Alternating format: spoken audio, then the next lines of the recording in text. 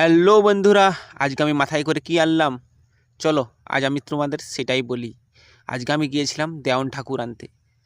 তোমরা যদি জেনে না থাকো দেওয়ান ঠাকুর আসলে কি, সেটাই বলছি। দেওয়ান ঠাকুর হলো পৌষ সংক্রান্তির একটা অংশ বা পূজা।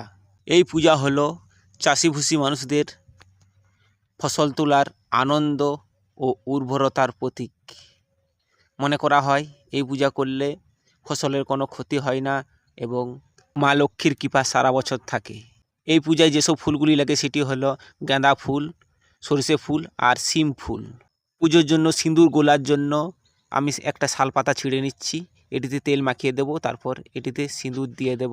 এরপর পুজোর জন্য আমি বেরিয়ে পড়লাম ব্যাগ নিয়ে হাতে মাঠের উদ্দেশ্যে।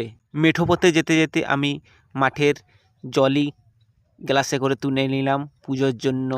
আমাদের মাঠে আমি পৌঁছে গিয়ে পুজোর সামগ্রীগুলি রেখে আমি মাটিগুলি সরাতে লাগলাম, কারণ মাটিগুলি দিয়ে সেই ধানগুলি ঢাকা দেওয়া আছে যাতে গরু বাছুর খেয়ে না নেয় বা অন্য কেউ তুলে না নিয়ে যেতে পারে। একটা কথা বলে দিই, যে জমি থেকে আমি দেওয়ান ঠাকুর আনবো সেটি হলো জমির ঈশান কোণ, আর সেই কোণ থেকে 2.5 মুঠো ধান অথবা 3 গুছি ধান কেটে নিয়ে আসতে হবে।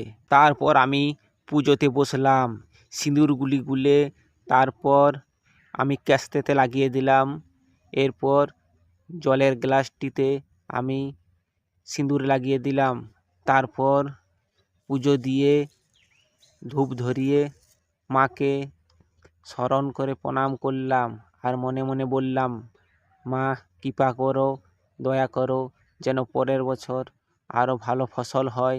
তারপর সেই 2.5 মুঠো ধান একটি গামছাতে জড়িয়ে বেঁধে মাথায় করে তুলে নিয়ে চলে আসলাম।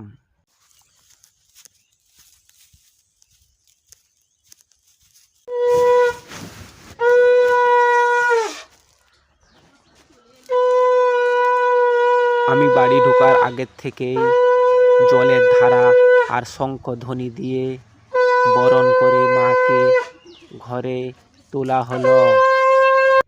তারপর মাথা থেকে দেওয়ান ঠাকুর নামিয়ে আমি প্রণাম করলাম।